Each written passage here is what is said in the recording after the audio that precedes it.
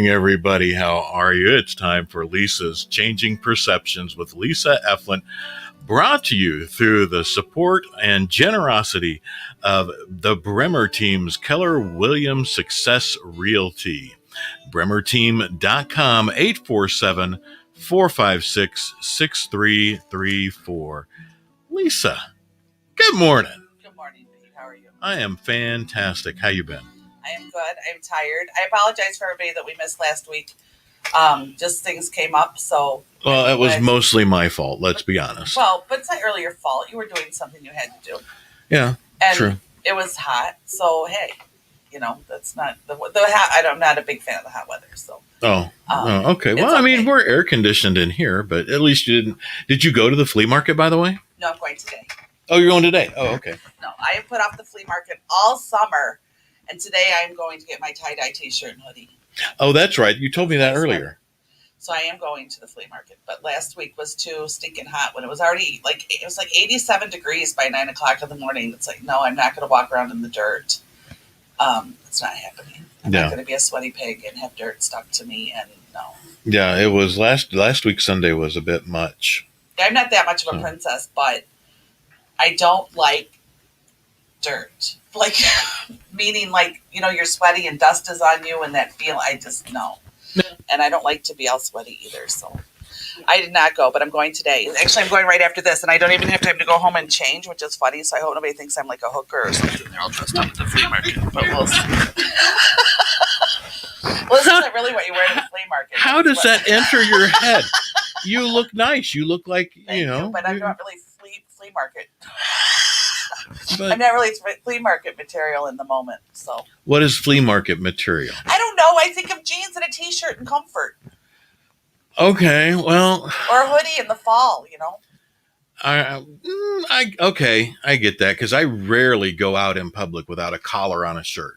Well, but that's rarely. Okay. It's still a casual look. And we went to one weekend. We were out and about, and I have my T-shirt on that says, "You read my shirt. That's enough social interaction for today."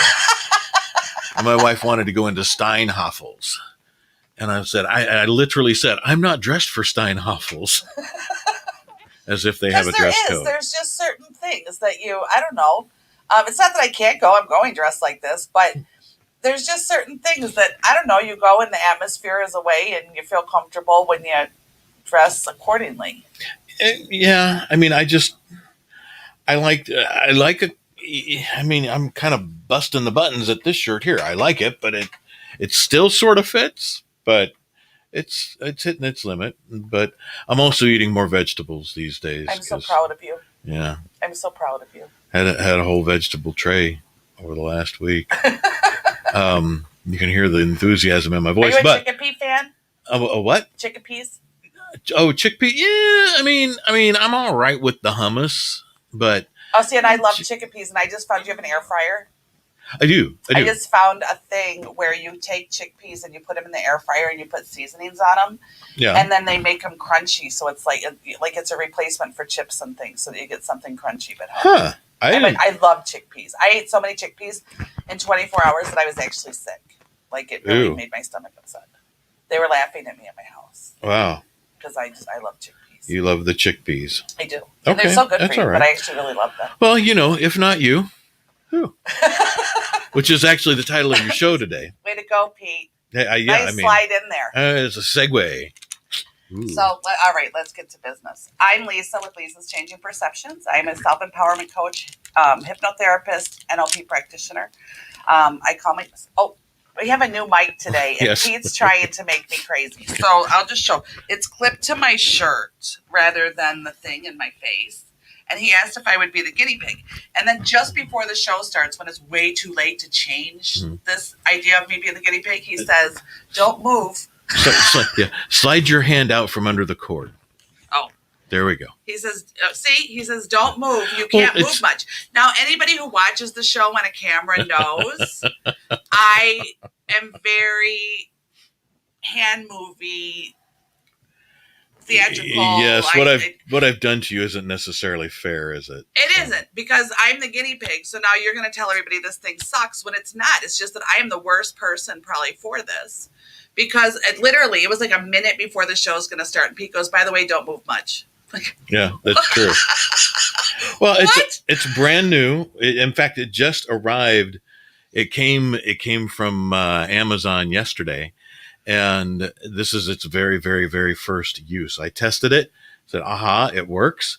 Now we got to see if it can do. So now I'm going to make it sound like crap. Now we got to see if it can do a whole show, and because we actually. Oh yeah, and then he adds. I forgot that part. Then he adds, and I don't really know how long it will last. So if you go silent, we'll have to move the mic over. So just for the record, we're professionals. We're professionals at 216 to net.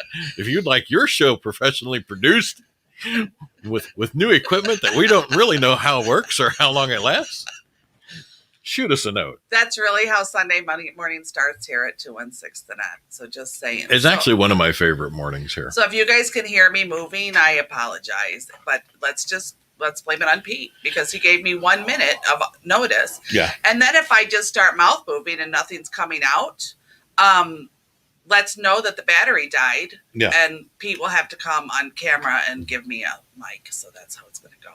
Yeah. So, okay, back to professional, and I'll do my best not to move, which is going to make me insane. You can do it. You can do it. I'm a self-empowerment coach. People ask me why I'm a self-empowerment coach and not a life coach. My answer is always and simply, I can't coach your life. I didn't live it. I don't feel that it's my job or my responsibility to tell you how to live your life. My view and my responsibility in my office to me is to empower you with the tools that you need, to give you the support that you need, and to give you a place of safety and non-judgment to truly get down to the truth of what's going on, and then tools that you can use for life. My biggest goal is to run into people in 5 or 10 years who say, I still do that. I still do that when something happens. I still work on this. I'm still changing this. Whenever something comes up, I can handle it now because I remember what you said. So my job isn't to be a life coach. I can't coach your life. I didn't live your life. I don't see it from your perspective. I didn't live it, but I can help to empower you because the tools that I use in the office, there's a large range of different things based on the situation, anyone can use for themselves to improve their life in any form. And the interesting part is that the majority of change in life, and actually truthfully all of change in life, doesn't happen outside of you. It happens within you. And that's such a cliche thing. And actually, I was talking to my girlfriend who's a medium as well. And she's going to call in sometime because she's down south. And we're going to do a show on the bullshit of cliches. Because cliches don't tell the whole story and then they get misguided. But anyway, it happens within you. So I offer tools to help people to kind of unfold that roadmap of the self-talk and what have you. And that's kind of what this week I had some personal experiences with relationships and people in my life, and also some clients that it seems that it goes in a theme, what a week or two ago, a theme. It's like, okay, I see it. And the theme has been, including myself, I was guilty of this as well. And I caught myself and went, oh, look at you. People tend to say my life would be better if only they. They who? That exactly, whoever it is. If only somebody else would do something different.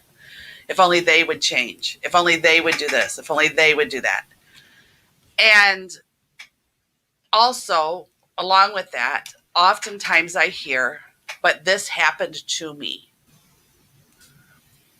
That's why I do what I do and how I feel. And here's the honest to God's truth. You have every right to behave in any way, shape, or form you feel. You absolutely do. But if you're miserable and uncomfortable and angry, you're the only one who can change that. We can blame the people around us. We can say that if they behave differently. And in many cases, that may actually be true, that things would be easier if they behave differently. But when we sit around and we wait for them to make the change, how much life do we lose? Yeah. How much time do we lose? And how does that anger build? And when we're sitting around waiting for them to make the change, are we not guilty of the same? Of staying in that? Are we not playing victim and saying that we have no control over our life? Are we not empowering someone else with our life? and who we are. And the I mean, reason pretty many much, people yeah. don't do it is, one is sometimes, and I just made this statement to somebody recently, sometimes doing the right thing is hard. Sometimes doing the right thing is unbearably hard. But is it harder than living miserably? Is the temporary harder than living miserably? And I've had people who have angers from childhood or what have you say, but I shouldn't have to go through all this because they did it, because they did this to me. It's probably true. Maybe in a way you shouldn't have to because of what somebody did. You're absolutely right. You shouldn't have to. And the reality is you don't have to. But you're making a choice in that moment to be miserable on somebody else's behalf. Mm. And some people live in a guilt statement, a guilt place of, but I did this, so they feel this way. I have to get their forgiveness. Why? Okay. Why? You can make amends for the best you can, and then you can move forward. That's it. And some people say, but I can't leave this situation because then I would lose X, Y, Z. Okay. You're right. You're right that you might lose X, Y, and Z. But you also might lose misery, sadness, and anger. Yeah. It's possible. The reason I said the show's name is If Not You, Who? If you don't care enough about the change in your life and the making amends and nurture that you need isn't valuable enough to you to offer it to yourself, why do you want someone else, or why do you expect someone else to take out their time out of their life to offer it to you? Now, many will say, well, I do that for people all the time. Terrific, so do I. But why do you do it? That's within you again. It's not that we shouldn't help people, but what is within us that creates the need to do the work for someone else? And I'm going to actually answer that question on this show. What creates the need for us to do the work for someone else? And the reality is this, whether it's denied, ignored, disbelieved, truthfully, you know how I am. I truly don't care. I just say it how it is. You're trying to fulfill something in yourself where you didn't find approval at some point in your life. And if you work enough and hard enough and sacrifice enough, at some point in your life, you made the decision that if you did enough, sacrificed enough, and worked hard enough, the people that you have put the energy into will all of a sudden approve of you, and then you feel you'll be happy. We're still looking for that outside source. I have people who come in that say, my spouse, I wish that they would do X, Y, Z. I wish that they were more nurturing. I wish that they were more loving. I wish that they saw me. I wish they spent more time with me. I wish I felt like they wanted to be with me. All these things. And I usually respond with, well, how did they respond when you told them that that's what you needed? Well, I didn't tell them. They should know. Huh. Okay. I hate that so much. Oh, I hate that. You should know. And the other thing is, the other response is, well, what have you done to stimulate that response? In other words, what action have you taken to have that response come back to you, to show that response, to put the effort into receiving that response? I shouldn't have to do that. Okay. Maybe you shouldn't. Maybe that's true. Is that more important? Your shouldn't have to do that. Is that more important than feeling what you need? We always want somebody else outside of us to change it, to fix it, to do it. We're always looking for somebody else to fulfill it. We're always looking for somebody else to blame for it. And then some are the absolute opposite. We're so self-brutalizing that we destroy our own lives, and we even destroy the lives around us with our self-brutality. There's a balance in the world, and there's a reason for these things. We're going to kind of get on some topics over the next few weeks that I'll talk about them in more detail, but I'm going to get into some generals today. there's some questions that I have clients ask themselves that usually piss them off, and that's okay, because truthfully, a little bit of my job is to kind of piss off your inner child a little bit and get it to speak up.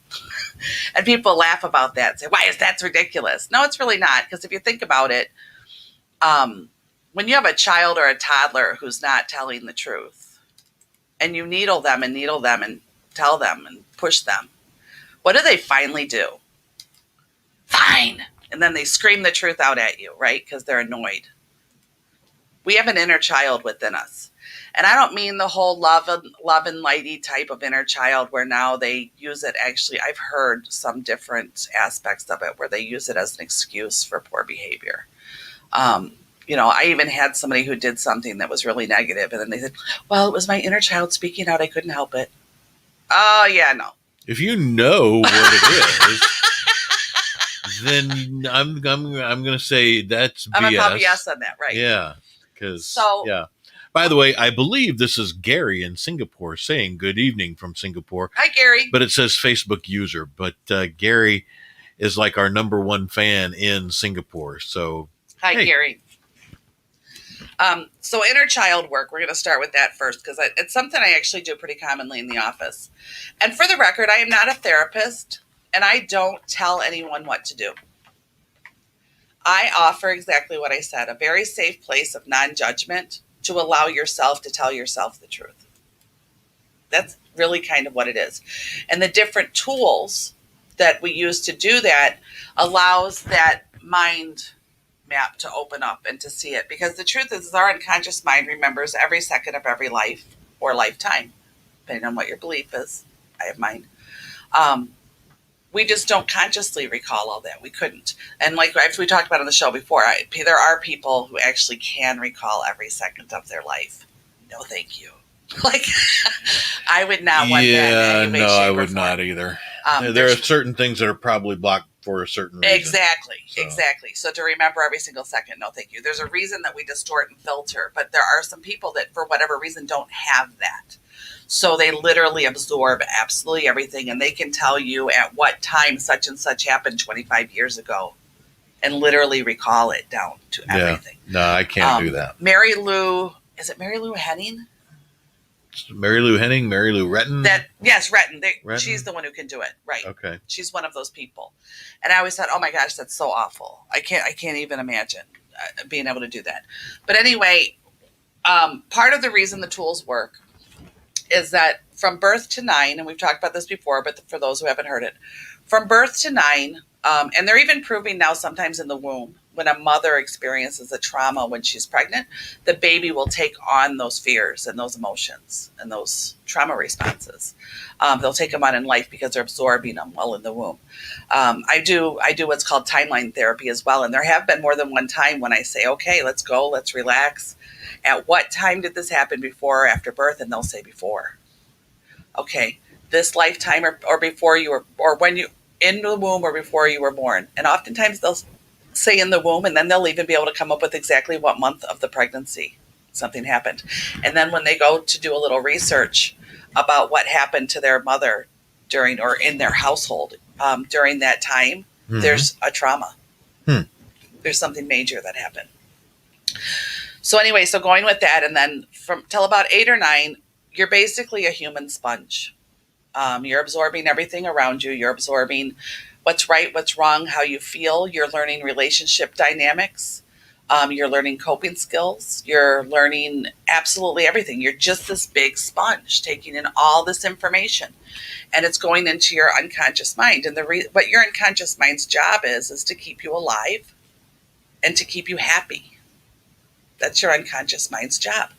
And then around 8 or 9 years old, you get what's called the critical mind. And it's kind of like a filter to your conscious mind. And your conscious mind is what you think with each day. Your conscious mind says, I have to get up and go to work. I have to go get ready. I'm going to do this today. That's your conscious mind. That's your very aware thinking. And your unconscious mind is still there and active. And that mind talk that happens, when you say, I'm going to go do this and this is going to be great and I'm going to get this done and I can't wait to get it done.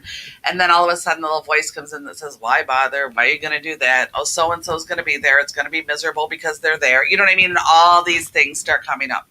that's actually your unconscious mind coming up and looking at past experience and what it absorbed at the time and coming up into your conscious thought. And it's kind of a battle sometimes. Even when we're aware of it, it's a battle sometimes. But if you kind of stop and look at that in the perspective of how it's developed and ask yourself, or even realize, when that negative mind talk that we allow to overpower us, truthfully often, comes up, look at that as the 8 or 9-year-old version of yourself.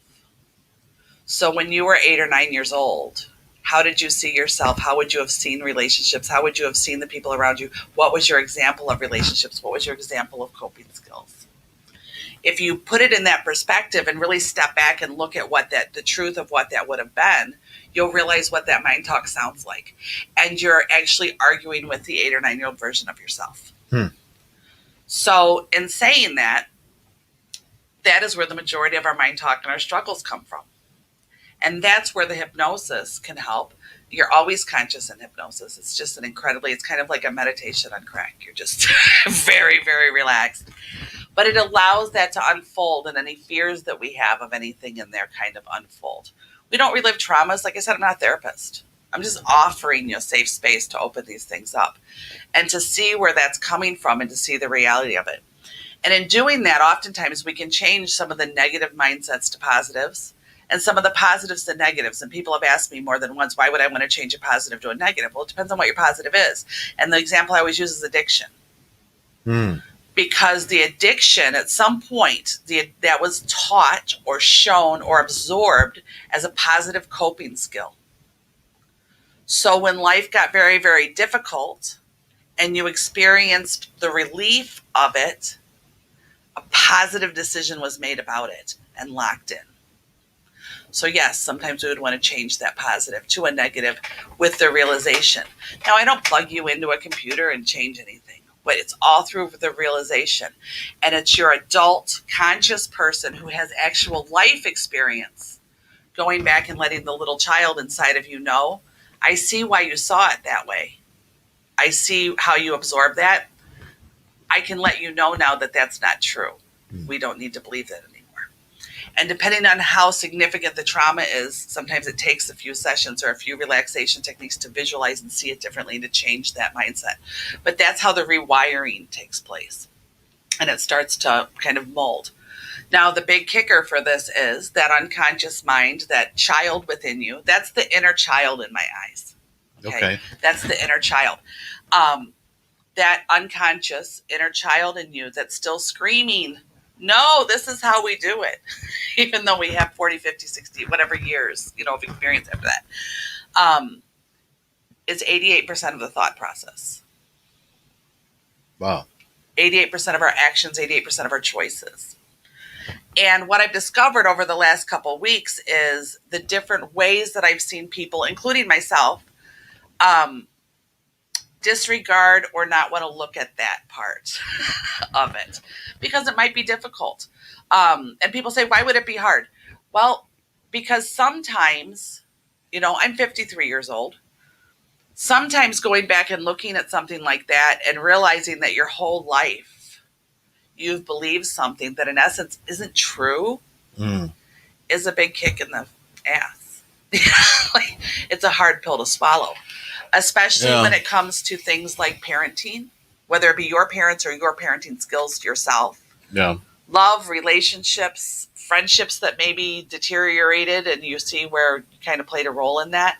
That's why one of the questions when I have clients come in and they're constantly, but this, and it's that person's fault. And if this was just changed and this relationship dynamic never changes and the household never changes. And I just say, okay. Gosh, that's difficult. I'm very sorry that it's that way. That's genuine. I'm very sorry that people are living so miserably. But then I say, and what role did you play in it? And then but I didn't. So-and-so did this and that. Okay. Were you within the home? Yes. So you played a role. What role did you play? It's not to say you're all to blame. But in order for the fire to continue to be fueled, everybody's got to be fueling it. right? Blame. So you're. But in order for the fire to continue to be playing back on me? We're good. Okay. I killed that. Sorry, I don't know why that decided we're having a little to start. techno issue. No, we're good. Sorry. But in order for that fire to continue to be fueled, people have to keep fueling it. So within a home dynamic, you do play a role. You're feeding that. And sometimes, like I, see is that sometimes we're playing what we feel is the positive role by being positive examples, by being understanding, by bringing examples, by doing all those positive things. But if the response that you're receiving isn't change, isn't heard, isn't seen, and we're continuing to play that role and it's not working and there's no change happening, that's our role we're playing. We've now become a part of the negative dynamic by as well repeating something that is ineffective. Yeah. Whether we feel it's positive or not, we're repeating something that's ineffective and we're feeding that dynamic. So you have two choices. Feed the dynamic continually still, but now be aware of it, and that's what people don't usually like. Or try something else. It's as simple as that. Sometimes trying something else means walking away. Yeah. Sometimes trying something else is literally trying something else. But if we're going to say it's all because of them, then what is going to change? So if a person has to change in order to create change, if not you, who? Who are you waiting for to do that? What superhero is coming in to make that change for you?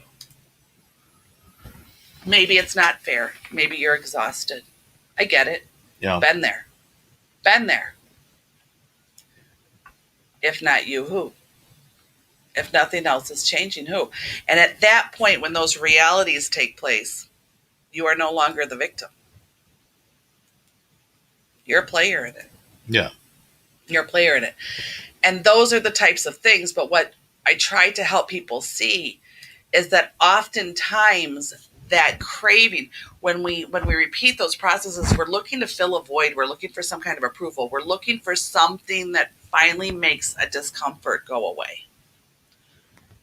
And the majority of the time you'll find when people become relaxed and that mindset unfolds, that unconscious map unfolds, something when we were very young was taken from us or wasn't offered to us or we didn't feel fulfilled, and we've spent our entire life searching for it. And here's the interesting part. Oftentimes you'll never find it. Maybe it's from somebody who passed away. Maybe it's from somebody who's not available. Nobody else is going to be able to fill that void. What I promise you will fill that void is the reality of the void. If we realize why we're chasing. I see people go into relationships and they're unhappy or toxic or narcissistic even, or whatever it should be. And I'll say, what are you receiving out of it? What secondary gain are you receiving out of it? And what are you chasing through it? Well, nothing. Then why are you in it? Well, because I love them. Okay. What drew you to that love? What drew that chemistry there? What was the draw that made that chemistry happen? And that's when we start to kind of look and see that maybe a father or a mother or even an aunt, uncle, whatever, somebody in the life, even a sibling, never approved of somebody, or you never felt good enough for that person when you were young and you tried so hard and it never happened. And then so you spend your whole life unconsciously searching for that approval that you didn't receive when you were very young. So we kind of go back in and look at it and go, okay, where was this missing and what did you see? And we filter it out. It's not some painful reliving of anything horrible. The truth is, one of the most healing tools anybody can have is the strength to see the truth. I have people who come in and they swear that their childhood was absolutely perfect and Ward and June Cleaver were their parents. And, they and the Beeve were hanging out and everything was perfect and wonderful. And I go, okay, great. That's a rare thing. Great. I'm really happy that you had that. That's a great experience to have. So what are you chasing and what happened? And we just talk and let that little mind unfold, let that report go. And then all of a sudden it's like, well, my dad, he wasn't really home very often. And, well, my mom was upset about that. I knew my mom did this because of it. My mom would go out a lot because and those are just examples, but you start to see the unfolding of the truth because your unconscious mind knows the whole truth. The unfolding of the truth starts to happen. And it's not to criticize parents. It's not to do any of those things. It's just to unleash the truth. Because when we can see what we're really dealing with, we can actually deal with it. And sometimes all we need to do is have the realization that that's what's happening. And you're 50% there. But it takes a lot of strength to do that. It takes a lot of strength to be able to say, I'm willing to see the truth about myself. Because here's the part that people, and I usually get them afterwards, and now I'm going to ruin it this month's show. Once those realities take place and they realize the actions that they're taking and why they're taking them, okay, the accountability now becomes with self. Yeah. As, am I going to let that control the rest of my life, or am I going to move forward differently? And then we can get into it, because I'm actually going to do a show on breaking generational curses. Because the other problem with the fear of saying, if not me, who, is that this is how these generational cycles repeat. And then I've seen even when we feel like we're going to parent differently or raise our kids differently, or I've seen many parents that relive their own childhood through their children by offering them everything they thought they needed when they were little. For the record, I know very few children that actually know what they truly need, just usually what they want. And we do know what's better for them. But it's kind of come, and I see it in society as now it's like a generational thing where they have to have everything. And now there's this huge sense of entitlement that we're deserving of all these things. There was a young person recently that made the comment to their parent when their parent said they're 17, so they're getting close to, starting to kind of look at the world as an adult. And their parent said, why are you spending all your money that you've saved on that? You need to start thinking about what it's going to cost to be on your own, Yeah. And they said, why would I spend my money on that? In other words, I plan on staying with you forever. And I was like, ooh, that's a bad view. And so it was interesting because at first I was like, wow, what a brat. And then I saw the parent be angry about it and then coddle them and go get them what they needed. Mm-hmm. Who's at fault there? Maybe both? I would say definitely both, but probably the parent a little bit more so, frankly. For having the adult maturity to know better. Yeah. But being afraid to face the consequence. Because what I see in our society often is rejection is used as a tool. Oh, yeah. And we fear it. We fear the lack of acceptance. And yes, although I am on it, I do blame social media for exacerbating that problem of approval and acceptance. And, there's people who are actually upset because somebody doesn't click a little thumbs up on their comment. Oh, yeah. Or people who, they become, just very, very uncool people. I mean, you've used the asshole moment as an example, and I've seen very recently people who are gloriously they're gloriously within their asshole state, and God. There's asshole moment, which means we're having a bad moment. Yeah, and then there's asshole state, which means we choose to be this. Yeah, way. And that's how they're choosing to be, and that's what we see. And then some people get critical, and other people say, well, you can't be critical because they had trauma. And that bothers me. Even more so now because of what I've learned from you over the past year of your show is, okay, we've all had trauma in varying degrees. Correct. Absolutely. But your trauma does not give you the right to be an asshole to me or others. Right. Now, again, and it doesn't make you entitled to anything. Even I, wonderful Uncle Pete, has his asshole moments. He really does. But and trauma doesn't make us entitled to anything. No, not at all. No. It doesn't make us entitled to anything. And our flaws and our misfortunes don't make us entitled for anything. What I do believe that every person is entitled to is free will and the opportunity to change. Mm. But what I've found is that in society, they're wanting everybody else to do the change, and they don't want to take responsibility for the change. And there's going to be times when that's true. It's kind of bullshit that you have to go through something because of what somebody else had chosen to do. Yeah. That's going to happen. And sometimes, well, I don't know, if you look at the big picture, even though that happened to you, did you do it to anybody else ever? Are you guilty at some party? What role did you play? And regardless, and you can filter it out and you can blame and you can say it's this person's fault and that person's fault and you can do all that. But the reality is, if not you, who? Right. When's it going to change? When's it going to stop? So if you choose not to stop it, if you choose not to face it, you have every right to choose. You have every right to be as freaking miserable as you choose to be. Yeah. You have every right to live in asshole state. You have every right to be in pain and physical, mental, emotional pain and struggle. You have every single right to do that. Absolutely. What I found is that people feel that everybody else has the responsibility to fix it or tolerate it. And that is untrue. And I've caught myself there too. Yeah. I was in tears talking to my mom the other day, and actually to a girlfriend a few days before that, because somebody had done something to me that was very unkind, and I was so angry. And what happens is, because of this so-called gift, I feel like I'm not allowed to be angry for very long. And I was in tears, and I said, I wish I could hate and be angry like normal people. And it's not that I'm some saint or some special angel.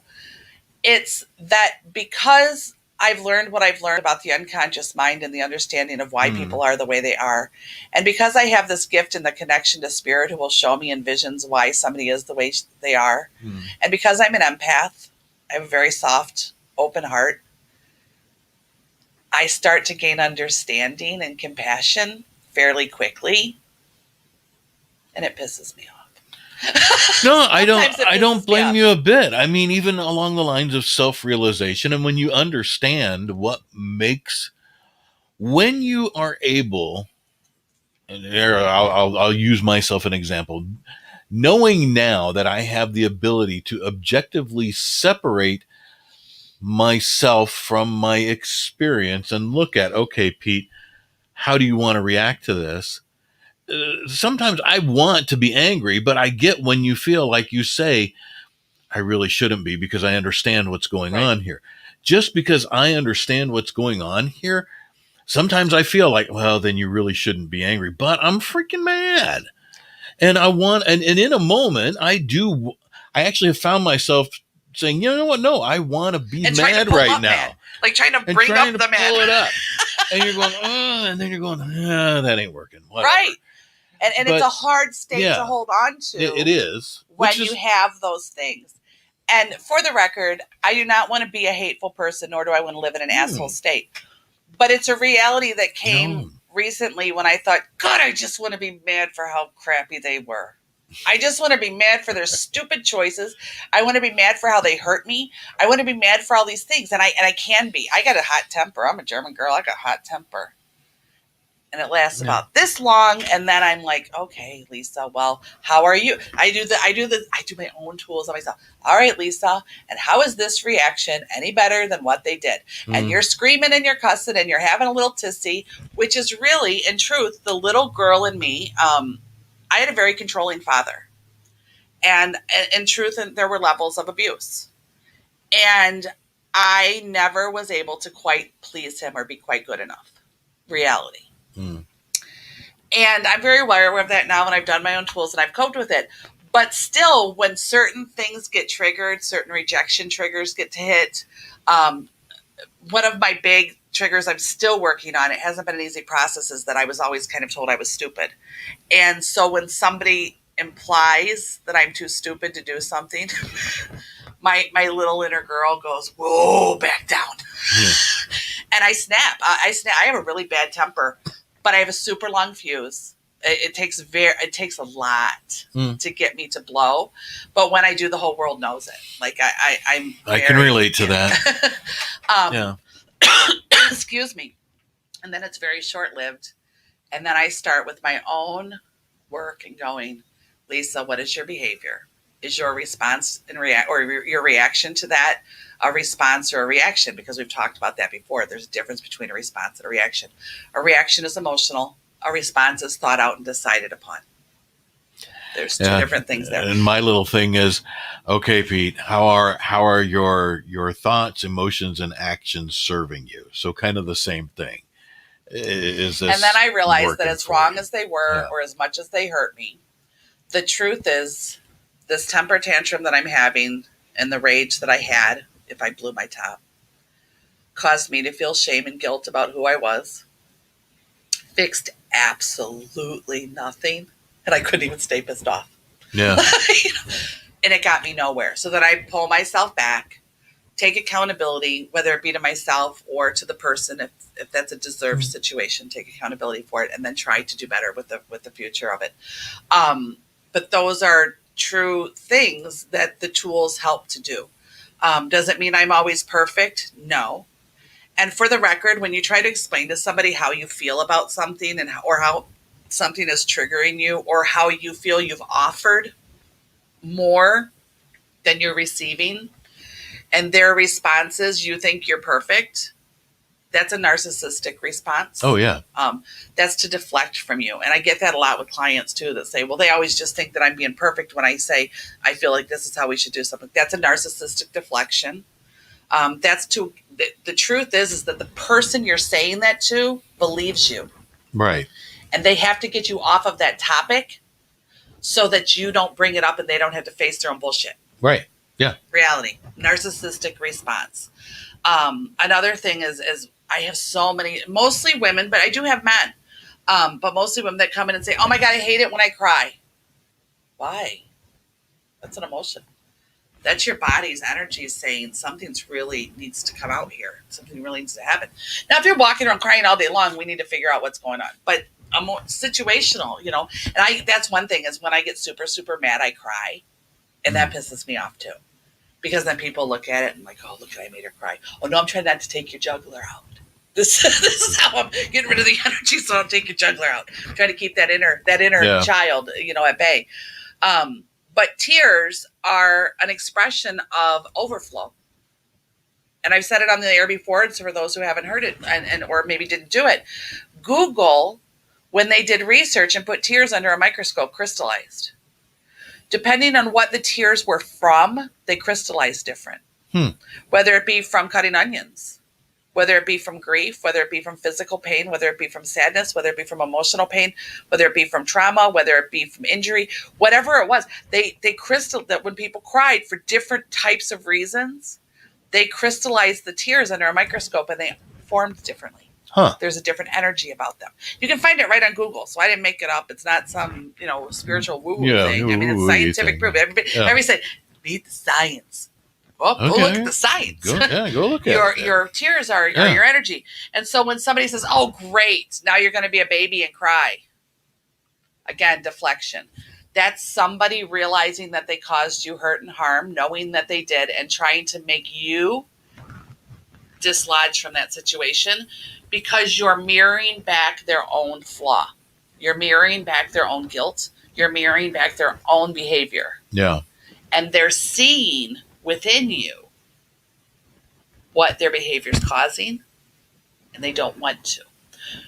Again, the only person who can change a behavior is the person. If you continue to accept that behavior from someone, what role are you playing in that? And how are you truly the victim? Sometimes we need to step back and look at things from the big picture. One of the things that NLP, which is neuro-linguistic programming, one of the things that helps with, and it's a successful tool, and even the timeline therapy, and there's some different energy things that we do with it, is it allows for people who are uncomfortable with hypnosis. It allows us to get into the unconscious minds in a different state from a different perspective. But we can see something and detach from it emotionally so that we see it for what it is versus the emotions. Because as I've talked to people before, like, you're not afraid of your past. It already happened. Right. Right? We already survived it. We don't need to be afraid of it. And we're not afraid of emotions. I can list all of them. You're not going to react to them. It's just the words. But when we start to add what our emotions make us feel, woo, bingo, I'm out. I don't want any part of that. It's uncomfortable. I don't like it. Right. I really don't. But facing the realities. Now, do we have to face every single thing that we feel something crappy about? No. No. Reality, no. If it is affecting your life, your happiness, your success, your fulfillment of who you are, why wouldn't you? And maybe you wouldn't because you don't want to. Maybe you don't feel you're strong enough. Maybe you're too afraid of what you'll see. So maybe those are your why wouldn't yous. But that's a choice. Yeah. You're no longer the victim to other people. You're the victim to yourself. It's a choice. That's true. And I mean, well, I detach from sadness very quickly. I really do. I've told you to come to my office. No, I don't. No, I'm fine with that. I don't like sad. I don't like tears. I don't like crying. I really don't like it. And so I do as long detach. as it's not affecting your ability to relate to others or to live a fulfilled life, then it doesn't matter. Then that's fine. I can be empathetic. And in a situation like I told you about a situation we just had that was extremely tough for Mary Catherine, my wife. And it's sad, and I can acknowledge that it's sad, but I immediately detached from that, and like I said, as long as it's not affecting your relationship or your fulfillment. I'm talking about, I've had situations where people have been so afraid to look at the reality of truth or the abuse or trauma in childhood was so severe that they actually created a false memory. Oh, man. Meaning, like I said, they talk like Ward and June Cleaver were their parents. But then when you start to just accept that and casually talk about it, little blurbs of truth come out. And if that's presented in front of them, they're very defensive, in a narcissistic defense. And we're going to do a show on narcissism at some point because I hate the way the word's thrown around easily. But it's a narcissistic coping skills. We all have narcissistic traits or narcissistic coping skills that we'll use, but that does not make someone a narcissist. Right. A true and genuine narcissist is something different. And I just had a conversation about this recently, so I'll bring it up in a minute, but we're going to do a show on that because that's a bunch of crap. But people will use that extreme deflection to avoid their own view. Sometimes a delusional view that they've created to protect themselves from whatever happened to them. Sometimes a delusional view because they're in an asshole state, but they want to call it Mary Poppins. And if you call them out on it, then they don't. Because there are people who will justify harm. Now, I'm telling you, you come in my home and you try to hurt my children, I'm a gun carrier. That's justified harm. I'm protecting. I'm talking about the emotional, mental, or the entitlement stealing, or the taking from another human being because you just feel you're entitled because somebody else a long time ago did something to you. Yeah. That's crap. And see, it was funny yesterday. Well, it wasn't. I had forgotten that Mary Catherine gave our middle son, Luke, a key to the house because he watched the dogs and everything whilst we were moving Lex. And yesterday, all of a sudden, out the corner of my eye, we live in a split level ranch and there's a railing at the top where the living room is. The dogs start going, rrr, rrr, rrr, and I look, and the front door is like creeping open. And I jumped up, and I was up, and fists were up, and I was running down going, no, stop. And then it took me a second because Luke stepped in, and he was looking up at me, and his eyes were about this big. My eyes are about that big, and I'm like, it took me a second to realize that was my son. I'm like, oh, But you went into protective mode. I was all in on Right. flying down those stairs and pummeling. That's a legitimate protection of life, health, and love. That's a protection of family. That's a different kind of justifiable harm. It's a self-defense mechanism. I'm talking about where people justify harm because of their entitlement to something, because something that happened earlier. So gotcha. Okay. we had a conversation about narcissism because I actually have somebody who has a true blue narcissist in their life. It is less common than people use the term, but it's becoming more common, and I actually blame social media often for that. The narcissistic need. And parents who are not parenting, they're friending their children, which feed this emptiness of children actually want discipline. They want responsibility. They want consequence.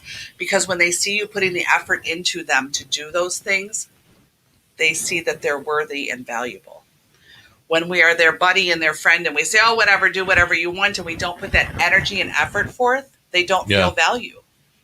So there's this weird false thing. I believe it's a totally false thing where, oh my God, but I want my kid to love me and be my friend.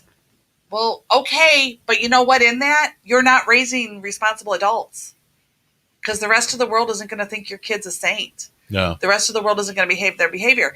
And what happens is that I have people come in the office that are adults now that say, but, well, I don't know. I got to raise myself. My parents never did anything. They never cared. Think of that term. They never cared. In the eyes of a child, when your parents are giving you that attention, that energy, taking that time, and they see that it's a sacrifice, because face it, it's a sacrifice to discipline over just ignore it. It's a sacrifice. It's an energy sacrifice. It's more difficult to do. But they feel valuable. They feel that they're worth it. They feel that in their parents' eyes, they're worth that energy and effort. So when you're just giving, you raise entitled assholes who feel that the whole world's going to give to them.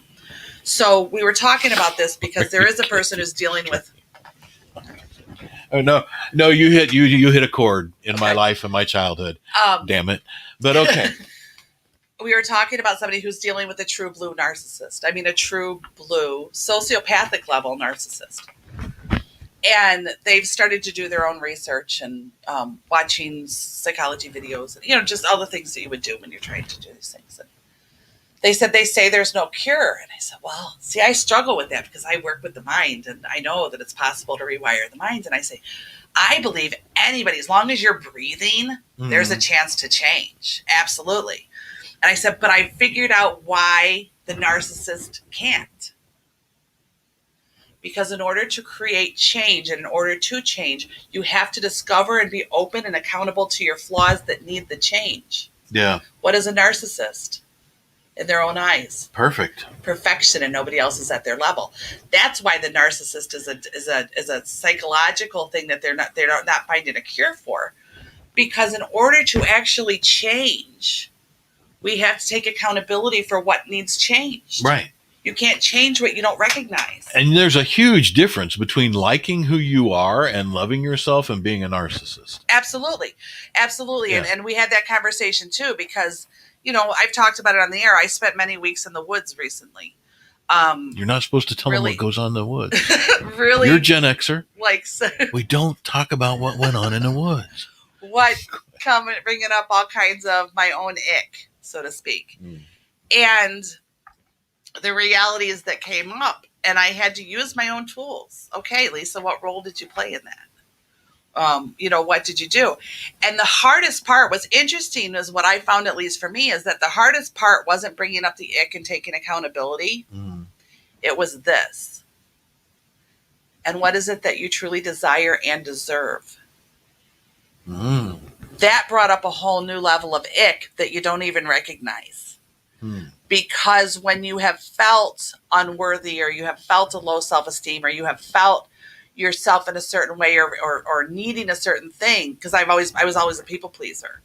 The reality of, oh my gosh, I'm taking all this accountability, I'm doing all this work, and then when I say, what do I desire, and what do I need, and what do I deserve, and it's so difficult to allow yourself to see and use the word deserve.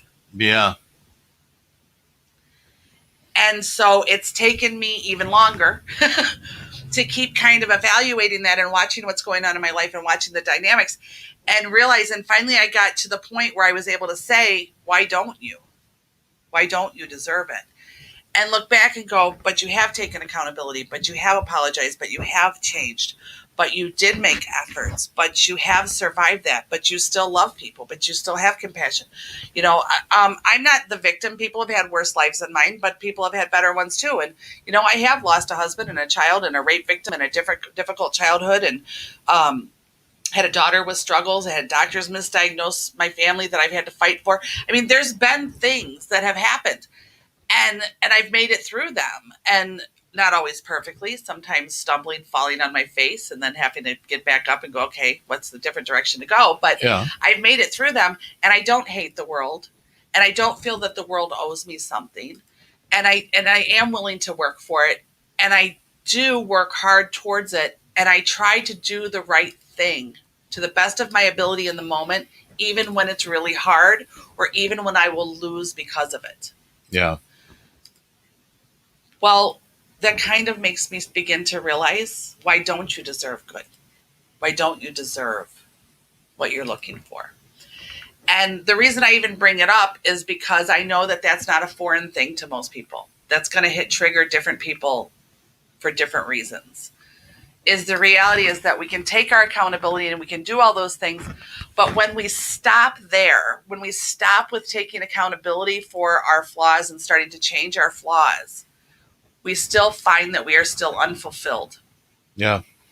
And part of the reason I'm discovering that is through my work and through my own personal journey is because we don't stop and... Oh, I'm sorry. Well, how about that? My volume when we discover that, when we don't then take the next step to say, and what do I want and what do I deserve? What do I desire in my life? What am I willing to work for? What have I done this work to become? Because if we've only taken our accountability and started to create that change, why did we do it? We did it because we were unhappy, right? We did it because we didn't want to feel guilty or we were unhappy or whatever. But the next step is, what do I want to go towards? And then conquering the whole new hurdle of, holy shit, I don't think I deserve those things. That's part of the reason they're not coming, which is why we're going to do a show in the very near future with my friend called The Bullshit of Manifesting, which is kind of the illusion. Yes, manifesting is possible, but it's kind of the illusion of the words and the view of it that's out there now, and we're going to put our own spin on it. So Pete's given me the whole Lisa Shush 2 minutes left thing. So I thank you all for being here. Again, I'm Lisa with Lisa's Changing Perceptions. I'm a self-empowerment coach, hypnotherapist, and NLP practitioner. You can reach me at 262-573-7055 by phone or text. You can also email me at lisaschangingperceptions@gmail. You can reach me at lisaschangingperceptions.com. You can also find me on Facebook, or of course, always through 216thenet.com, and Pete will get messages to me. I welcome questions. I welcome topics. I welcome whatever it is you like to use, and I will not use names if you choose me not to. I also welcome guests that would like to come in and talk to me. If you would like a semi-free session on the air, get a hold of me and we'll put you on the air. We can take off your name. We don't even have to do a picture of you. We can just do a voice, however you need to do it that you're comfortable. I would love to see people start interacting and seeing how this works live. Thank you for joining us today. The music says we got to go. Have a good weekend. I'm going to buy my tie-dye.